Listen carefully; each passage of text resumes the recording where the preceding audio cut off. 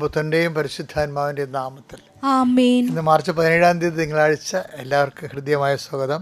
അമ്മേ പരിശുദ്ധമ്മേ, അമ്മേ പരിശുദ്ധമ്മേ, ദേവമാതാവേ, ദൈവമാതാവേ, കൃപാസനത്തിലൂടെ ഞങ്ങൾക്കും ഞങ്ങളുടെ ദേശത്തിനും അമ്മ മധ്യസ്ഥം തേടി തന്ന എല്ലാ അനുഗ്രഹങ്ങൾക്കും കൃപകൾക്കും ഞങ്ങളിപ്പോൾ ഹൃദയം നിറഞ്ഞ നന്ദി പറയുന്നു. അമ്മേ പരിശുദ്ധമ്മേ, ദൈവമാതാവേ, 2004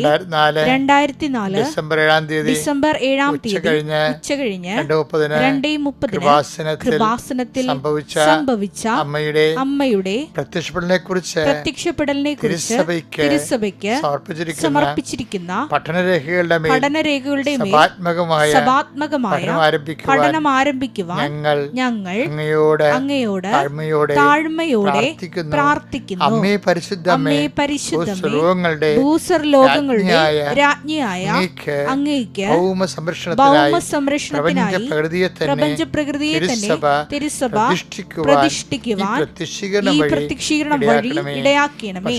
പരിശുദ്ധമ്മേ, ജപമാല മാതാവേ, സകല കൃപാസനം പ്രാർത്ഥനകളോടും ചേർത്ത് ഞങ്ങളിപ്പോൾ പ്രാർത്ഥിക്കുന്ന ഈ കുടുംബത്തിന്റെ പ്രത്യേക നിയോഗം പരമക്കളെ.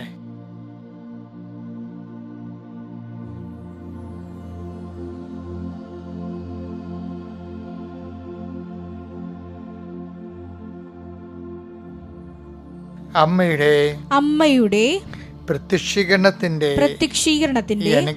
ഈ അനുഗ്രഹവേളയിൽ ഞങ്ങൾക്ക് സാധിച്ചു തരുവാൻ കനിയണമേ. ആമേൻ. വിശ്വാസ പ്രമാണം. സർവശക്തനായ പിതാവും ആകാശത്തിന്റെയും ഭൂമിയുടെയും സൃഷ്ടാവുമായ ദൈവത്തിൽ ഞാൻ വിശ്വസിക്കുന്നു. അവിടുത്തെ ഏകപുത്രനും ഞങ്ങളുടെ കർത്താവുമായ ഈശോമിശിഹായിലും ഞാൻ വിശ്വസിക്കുന്നു. ഈ പുത്രൻ പരിശുദ്ധാത്മാവിനാൽ ഗർഭസ്ഥനായി കന്യകാമറിയത്തിൽ നിന്ന് പിറന്ന് പൊന്തിയോസ് പീലാത്തോസിന്റെ കാലത്ത് പീഡകൾ സഹിച്ച് കുരിശിൽ തറയ്ക്കപ്പെട്ട് മരിച്ച് അടക്കപ്പെട്ട് പാതാളങ്ങളിൽ ഇറങ്ങി മരിച്ചവരുടെ ഇടയിൽ നിന്ന് 3-ാം നാൾ ഉയർത്ത് സ്വർഗത്തിലേക്ക് എഴുന്നള്ളി സർവശക്തിയുള്ള പിതാവായ ദൈവത്തിന്റെ വലതുഭാഗത്തിരിക്കുന്നു. അവിടെ നിന്ന് ജീവിക്കുന്നവരെയും മരിച്ചവരെയും വിധിക്കുവാൻ വരുമെന്നും ഞാൻ വിശ്വസിക്കുന്നു. പരിശുദ്ധാത്മാവിലും ഞാൻ വിശ്വസിക്കുന്നു. വിശുദ്ധ കത്തോലിക്കാ സഭയിലും പുണ്യവാന്മാരുടെ ഐക്യത്തിലും പാപങ്ങളുടെ മോചനത്തിലും ശരീരത്തിന്റെ ഉയർപ്പിലും നിത്യമായ ജീവിതത്തിലും ഞാൻ വിശ്വസിക്കുന്നു. ആമേൻ. സ്വർഗ്ഗസ്ഥനായ ഞങ്ങളുടെ പിതാവേ, അങ്ങയുടെ നാമം പൂജിതമാകണമേ. അങ്ങയുടെ രാജ്യം വരണമേ. അങ്ങയുടെ തിരുമനസ് സ്വർഗത്തിലെ പോലെ ഭൂമിയിലും ആകണമേ. അന്നു വേണ്ടുന്ന ആഹാരം ഇന്ന് ഞങ്ങൾക്ക് തരണമേ. ഞങ്ങളോട് തെറ്റ് ചെയ്യുന്നവരോട് ഞങ്ങൾ ക്ഷമിക്കുന്നത് പോലെ ഞങ്ങളുടെ തെറ്റുകൾ ഞങ്ങളോടും ക്ഷമിക്കണമേ. ഞങ്ങളെ പ്രലോഭനത്തിൽ ഉൾപ്പെടുത്തരുതേ, തിന്മയിൽ ഞങ്ങൾ രക്ഷിക്കണമേ. ആമേൻ. നന്മ നിറഞ്ഞ മറിയമേ, സ്വസ്തി. കർത്താവ് അങ്ങയുടെ കൂടെ സ്ത്രീകളിൽ അങ്ങ് അനുഗ്രഹിക്കപ്പെട്ടവളാകുന്നു. അങ്ങയുടെ ഉദരത്തിൻ ഫലമായി ഈശോ അനുഗ്രഹിക്കപ്പെട്ടവനാകുന്നു. പരിശുദ്ധ മറിയമേ, തമ്പുരാന്റെ അമ്മേ, പാപികളായ ഞങ്ങൾക്ക് വേണ്ടി ഇപ്പോഴും ഞങ്ങളുടെ മരണസമയത്തും തമ്പുരാനോട് അപേക്ഷിക്കണമേ. ആമേൻ. അനുദിന അനുഗ്രഹ പ്രാർത്ഥനയ്ക്ക് വരാം. കർത്താവേ, നിന്റെ ഉന്നതമായ നാമത്തിന് സ്വസ്ഥം ചെയ്യുന്നു. കർത്താവ്, ഈ പ്രഭാതത്തിൽ അങ്ങയുടെ നാമത്തെ മഹത്വപ്പെടുത്തണമെന്ന് പ്രാർത്ഥിക്കുന്നു. കർത്താവ്, സഭയിലുള്ള സാന്നിധ്യം വീണ്ടും പ്രകടമാക്കണമെന്ന് പ്രാർത്ഥിക്കുന്നു. അമ്മേ പരിശുദ്ധമേ, ദേവമാതാവേ, എല്ലാ മക്കൾക്ക് വേണ്ടി മാധ്യസ്ഥം വഹിക്കണമേ. എൻ്റെ കർത്താവിൻ്റെ ഉന്നതമായ നാമത്തിൽ സഭയുടെ അധികാരത്തിൽ കുരിശിൻ്റെ അടയാളത്തിൽ ദൈവശക്തിയാൽ നിങ്ങളുടെ കുടുംബം ഇന്നത്തെ ദിവസം ഈ 17-ാം തീയതി തിങ്കളാഴ്ച ഈശോയുടെ നാമത്തിൽ അനുഗ്രഹിക്കപ്പെടട്ടെ. ഇന്ന് പുതുതായിട്ട് തുടങ്ങി വെക്കുന്ന കാര്യങ്ങളുണ്ട് ചില കുടുംബങ്ങളെ. ചിലർ വീട് പണി തുടങ്ങുന്നു, ചിലർ ചില കാര്യങ്ങൾക്ക് വേണ്ടി ഇട്ടുകൂട്ടുകൾ തുടങ്ങുന്നു, ചില ആൾക്കാർ ചില നല്ല യാത്രകളും ജോലി സംബന്ധമായ യാത്രകൾ തുടങ്ങുന്നു, ചിലർ വാഹനം മേടിക്കാൻ പോകുന്നു. അങ്ങനെ വ്യത്യസ്തങ്ങളായ പുതിയ സംരംഭങ്ങളെയാണ് ഈ പ്രഭാതത്തിൽ നമ്മൾ സമർപ്പിക്കുന്നത്. കർത്താവേ, അതുപോലെ തന്നെ ഈശോയെ എപ്പോഴും വലിയ പ്രാർത്ഥനകളുടെ സമയത്തെല്ലാം ഞാൻ എൻ്റെ മനസ്സിൽ വരണത് ചെറിയ മനുഷ്യരെക്കുറിച്ച് കൂടുതൽ കർത്താവേ സമൂഹം ബോധവാന്മാരായിരിക്കണം. അതായത് സാധാരണ വളർത്തുമൃഗങ്ങളെ കൊണ്ട് അവരുടെ വരുമാനത്തിൽ നിന്ന് ജീവിച്ചു പോകുന്ന ഒത്തിരിയേറെ മനുഷ്യരുണ്ട്. ആ മൃഗങ്ങളെല്ലാം സമർപ്പിച്ച് പ്രാർത്ഥിക്കുന്നു. പക്ഷികളെ വളർത്തിയും പട്ടികളെ വളർത്തിയൊക്കെ ജീവിക്കുന്നവരുണ്ട്. കുഞ്ഞ് നിറമത്സ്യങ്ങളെ, കളർ മത്സ്യങ്ങൾ വളർത്തി, അലങ്കാര മത്സ്യങ്ങൾ വളർത്തി ജീവിക്കുന്നവരുണ്ട്. കുഞ്ഞു കുഞ്ഞ് വരുമാനക്കാരെ എല്ലാം കർത്താവേ, അവർക്കതൊക്കെ നന്നായി ചെയ്യാനും അവർക്ക് നഷ്ടങ്ങൾ വരരുത്. അവർ വളർത്തുന്നത് മരിച്ചു പോവുകയോ ചത്തുപോവുകയോ രോഗം പിടിക്കുകയോ ചെയ്യരുത്. അവരുടെ മനസ്സ് ഇടിഞ്ഞു പോകരുത് കർത്താവേ. അവരെല്ലാം സന്ധിക്കണമെന്ന് പ്രാർത്ഥിക്കുന്നു. പഠിക്കുന്ന മക്കൾ, വലിയ പ്രതീക്ഷയോടെ പഠിക്കുന്ന മക്കൾ, അവർക്ക് നിരാശയില്ലാതെ കർത്താവെ അവർ ന്യായമായിട്ടുള്ള കാര്യങ്ങൾ ആശിക്കാനും ദൈവഹിതപ്രകാരം അതിനെ ഉൾക്കൊള്ളുവാനും, പരാജയങ്ങൾ വന്നിട്ട് മരണം നടന്ന വീടുകൾ, ആത്മഹത്യ നടന്ന വീടുകൾ, വർഷങ്ങളായിട്ട് വ്യക്തികൾ രോഗികളായി കിടന്നിട്ട് മരുന്നിന് നല്ലൊരു വിധം പണം ചിലവാക്കുന്ന വീടുകൾ, അതിൻ്റെ പേരിൽ പരസ്പര സ്നേഹം നഷ്ടപ്പെട്ടവർ, സ്നേഹം തണുത്തുപോയവർ, വല്ലപാടും ലോകത്തുനിന്ന് പോയാൽ മതിയെന്ന് ചിന്തിച്ച് മനസ്സ് ഭാരപ്പെട്ടിരിക്കുന്നവർ, കർത്താവേ എല്ലാവരെയും സംബന്ധിച്ച് പ്രാർത്ഥിക്കുന്നു. കർത്താവേ, നിൻ്റെ ഉന്നതമായ നാമത്തിന് സ്തോത്രം ചെയ്യുന്നു. കർത്താവേ, വീട് പണി ആരംഭിക്കണം, പുനരുദ്ധരിക്കണം, റിപ്പയർ ചെയ്യണം, അല്ലെങ്കിൽ വർഷത്ത് ഇത് താങ്ങത്തില്ല എന്ന് വിചാരിച്ചിട്ട് വിഷമിക്കുന്നവരുണ്ട്. ഈശോയെ, പല തരത്തിലുള്ള വേദനകൾ അനുഭവിക്കുന്നവരുണ്ട്, ആശങ്കകൾ അനുഭവിക്കുന്നവരുണ്ട്. പല ആൾക്കാരും കോമഡികൾ കണ്ടും ചിരിച്ചും ടി വി കണ്ടും മൊബൈൽ കണ്ടും ജീവിതത്തിൽ വരാമെന്ന് വിപത്ത് മറന്നിരിക്കുന്നവരുണ്ട്.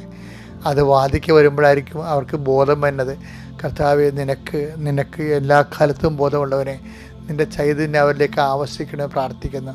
അവർക്ക് ബോധമുണ്ട്. അവർക്ക് ഉത്തരവാദിത്തോടെ ജീവിക്കാൻ ആവശ്യമായ കൃപയാൽ കർത്താവെ അങ്ങനെ മക്കളെ നിറക്കണമേ. പരീക്ഷ എഴുതാൻ പോകുന്നവർ, പരീക്ഷ കഴിഞ്ഞവരെ എല്ലാവരും ഓർത്ത് പ്രാർത്ഥിക്കുന്നു.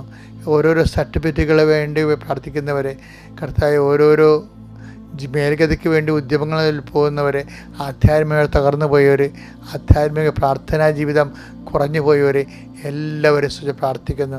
കർത്താവെ ഓരോരോ തീരുമാനം എടുക്കാനും, എടുത്ത തീരുമാനം നിലനിൽക്കുവാനും, അത് കുടുംബത്തിന് ശ്രേയസ്കരമാകുവാനും എൻ്റെ കർത്താവിൻ്റെ ഉന്നതമായ നാമത്തിൽ സഭയുടെ അധികാരത്തിൽ ഇന്നത്തെ നിൻ്റെ മുഴുവൻ സംരംഭങ്ങളെ, മുഴുവൻ ചിന്തകളെ, മുഴുവൻ തീരുമാനങ്ങളെ, മുഴുവൻ ഇടപാടുകളെ കർത്താവ് അനുഗ്രഹിക്കട്ടെ. Praise the Lord. എൻ്റെ പ്രിയപ്പെട്ടവരെ, നമ്മൾ എത്ര വിശ്വാസം ഉണ്ടാകുന്നാലും വിശ്വാസം പോകുന്നൊരു സമയമുണ്ട്. ഇപ്പോൾ കഴിഞ്ഞ ദിവസങ്ങളൊരു കൊച്ച് തൃശ്ശൂർക്കാരത്തി സാക്ഷ്യം പറഞ്ഞു, ഞങ്ങളുടെ വീട് ദൈവത്തോട് ഭയങ്കര അടുത്ത വീടായിരുന്നു. എൻ്റെ അപ്പൻ പ്രാർത്ഥനയായിരുന്നു. ഞങ്ങളാണെങ്കിൽ തന്നെ പള്ളി പ്രാർത്ഥനയും അതുപോലെ തന്നെ കുടുംബത്തിലെ കർത്താവിൻ്റെ കുടുംബ പ്രാർത്ഥനയ്ക്കുള്ള വീടായിരുന്നു. പക്ഷേ എൻ്റെ ചേട്ടൻ ആങ്ങള വണ്ടി ഇടിച്ച് മരിച്ചപ്പോൾ എൻ്റെ അമ്മക്ക് വട്ടായിപ്പോയി. അമ്മ 50 പ്രാവശ്യം ആത്മഹത്യ ചെയ്യാൻ ശ്രമിച്ചെന്ന്. എന്നിട്ട് ഇവള് 50 പ്രാവശ്യം ഉപവസിച്ച്. ചില മക്കളൊക്കെ ഉണ്ടെങ്കിലേ കുടുംബം രക്ഷപ്പെടും. ഈ ലോകത്തെ സഹനത്തെ ആർക്കും കൈകാര്യം ചെയ്യാൻ പറ്റിയിട്ടില്ല. എല്ലാവർക്കും സുഖവും സന്തോഷമൊക്കെയാണ് കൈകാര്യം ചെയ്യാൻ പറ്റിയിരിക്കുന്നത്. സഹനത്തെ കൈകാര്യം ചെയ്യാൻ പറ്റത്തില്ല. ഇപ്പം ബുദ്ധൻ വന്നപ്പോഴും ബുദ്ധൻ പറഞ്ഞ എന്താണ്? Desire is the cause of evil എന്ന് പറയും. ഡിസയറാണ് ഈ എല്ലാ തിന്മകളുടെയും കാരണമെന്ന് പറയും. ഈ ക്രിസ്തു വന്നപ്പോൾ എന്ത് ചെയ്ത്? സഹനത്തെ ഫേസ് ചെയ്ത്, സഹനത്തെ അക്സെപ്റ്റ് ചെയ്യാൻ തീരുമാനിച്ചു. അക്സെപ്റ്റ് ചെയ്തതിന് ശേഷം അത് മനുഷ്യൻ്റെ എല്ലാ മനുഷ്യനുണ്ടാക്കുന്ന പാപത്തിൻ്റെ സഹനത്തിൻ്റെ സോഴ്സ് പലപ്പോഴും പാപമായിട്ട് വരുന്നവരുകയും അതിന് പരിഹാരമായിട്ട് ഇതിന് ഒരു പ്രത്യേക മീനിങ് കൊടുത്ത്, അർത്ഥം കൊടുത്ത്, ഇതിന് നിത്യത്തിലേക്കുള്ള ഒരു ആർജിക്കാൻ പറ്റിയൊരു മാർഗമായിട്ട് അതിനെ മാറ്റി, അതിനെ ഭയങ്കരമായിട്ട് ട്വിസ്റ്റ് ചെയ്ത് സഹനത്തെ. അതുകൊണ്ട് തന്നെ ഈ രണ്ട് കാര്യം ജീവിതത്തിലുള്ള സഹനമുണ്ട്, സന്തോഷമുള്ളത് കാരണം രണ്ടിനെയും നെഞ്ചു പിരിച്ച് സ്വീകരിക്കാനുള്ള ഒരു തൻ്റെ ഇടം മനുഷ്യന് ഉണ്ടാകുന്ന രീതിയിലാണ് ഈ ക്രിസ്ത്യാനിറ്റി രൂപകൽപ്പന ചെയ്തിരിക്കുന്നത്. ഇപ്പോൾ യോഹന്നാൻ 1:29 വായിക്കത്തില്ലേ? ഇതാ ദൈവത്തിൻ്റെ കുഞ്ഞാടെന്ന് പറയുന്ന ആളാണ് സ്നാപക യോഹന്നാൻ. ക്രിസ്തുവിലുള്ള വിശ്വാസമാണ് ആദ്യം പോയത്. ഇപ്പോൾ സഹനം വരുമ്പോൾ, വിശപ്പ് വരുമ്പോൾ, ജയിലിലെ പീഡനങ്ങൾ വരുമ്പോൾ യോഹന്നാൻ സ്നാപകന് ഉടനെ ആ വിശ്വാസത്തിൻ്റെ അലൈൻമെൻറ്റ് പോയി. ക്രിസ്തുവിൽ സംശയമായി.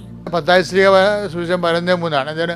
വരാനിരിക്കുന്നവൻ നീ തന്നെയോ അതോ ഞങ്ങൾ മറ്റൊരുവനെ പ്രതീക്ഷിക്കണമോ?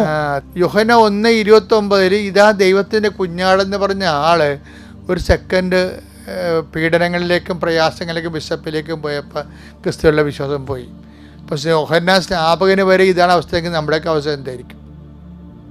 അതാണ് സംഭവം. അപ്പോൾ സ്വാഭാവികമായിട്ട് ദൈവം ഇങ്ങനെയുള്ള ഒരു കാലാവസ്ഥ അനുവദിക്കും. യോഹന്നാനെ ഈശോ നീതീകരിച്ചെങ്കിൽ ഞാനും നീതീകരിച്ചു തരാം.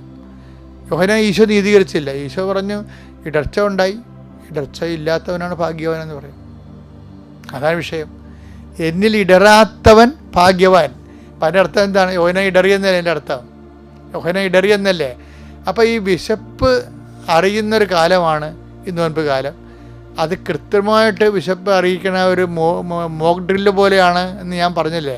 അത് യഥാർത്ഥത്തിലുള്ള പ്രശ്നങ്ങൾ വരുമ്പോൾ നമുക്ക് പിടിച്ചു നിൽക്കാൻ വേണ്ടിയാണ് സഭ ഒരു പരിശീലന കാലഘട്ടം വെച്ചിരിക്കണം നോൻപിൻ്റെ. അതെപ്പോഴും നമ്മൾ ഓർക്കണം. ഇപ്പോൾ യോഹന്നാനെ സംബന്ധിച്ചിടത്തോളം, യോഹന്നാൻ സ്നാപകനെ സംബന്ധിച്ചിടത്തോളം കർത്താവിന് സംശയം ഉണ്ടായി. മത്തായി 3:11-12 വീശുമുറം അവന്റെ കയ്യിലുണ്ട്. അപ്പൊ വീശുമുറ കാര്യം ഇങ്ങയുടെ പിന്തുടർച്ചയാണ് ഈശോ എന്ന് വിചാരിച്ചത്. ഇങ്ങനെ വിഷകണ്ഠ ചുവടിന് കൊടാലി വെച്ചിരിക്കണം എന്നൊക്കെ പറഞ്ഞ ആളാണല്ലോ. അപ്പം അതിൻ്റെ പിന്തുടർച്ചയായിരിക്കും എന്ന് വിചാരിച്ചത്. പക്ഷെ അവിടെ ആദ്യം കരുണയല്ലേ കർത്താവ് കാണിച്ച എല്ലാവരോടും. എന്നിട്ട് നിങ്ങൾക്ക് മുമ്പ് വേശ്യകളും ചുങ്കക്കാരും സ്വകാര്യ പ്രവേശിക്കുന്നവരെ ഈശോ പറഞ്ഞ്. കാര്യം വെച്ച് കഴിഞ്ഞാൽ ഈശോ നോക്കുന്നത് ഒരു വിഷയത്തിൻ്റെ പിന്നിൽ പ്രവർത്തിക്കുന്ന ശക്തിയും പ്രേരണയും സ്വാധീനവും അവരാ വിഷയത്തെ എങ്ങനെ എടുക്കുന്നു. അപ്പോൾ അവർക്ക് പശ്ചാത്താപം ഉണ്ടെന്നുണ്ടെങ്കിൽ സ്വാഭാവികമായിട്ടും ഈശോ അതിനെ എഴുതി റൈറ്റ് ഓഫ് ചെയ്ത് കളയും. ഇപ്പോൾ സുവിശേഷത്തിന് ഏറ്റവും വലിയ വിഷയം പശ്ചാത്താപമാണ്. അതുകൊണ്ടാണ് പശ്ചാത്താപത്തെ അവസാനം വരെ ഹൈലൈറ്റ് ചെയ്യുന്നുണ്ട്. നല്ല കള്ളൻ്റെ പശ്ചാത്താപത്തെ ഹൈലൈറ്റ് ചെയ്തിട്ട് അത് റൈറ്റ് ഓഫ് ചെയ്യണം കണ്ടിട്ടില്ലേ അവിടെ വെച്ച്. അവൻ്റെ മുഴുവൻ സംഭവം എടുത്തൊരു കത്തിച്ച് കളയും. ഇന്ന് നീ എൻ്റെ കൂടെ പ്രതിസ്ഥലായിരിക്കും എൻട്രി കൊടുക്കണം കണ്ടല്ലേ. പശ്ചാത്താപമാണ് ദൈവം ഉദ്ദേശിക്കുന്നത്.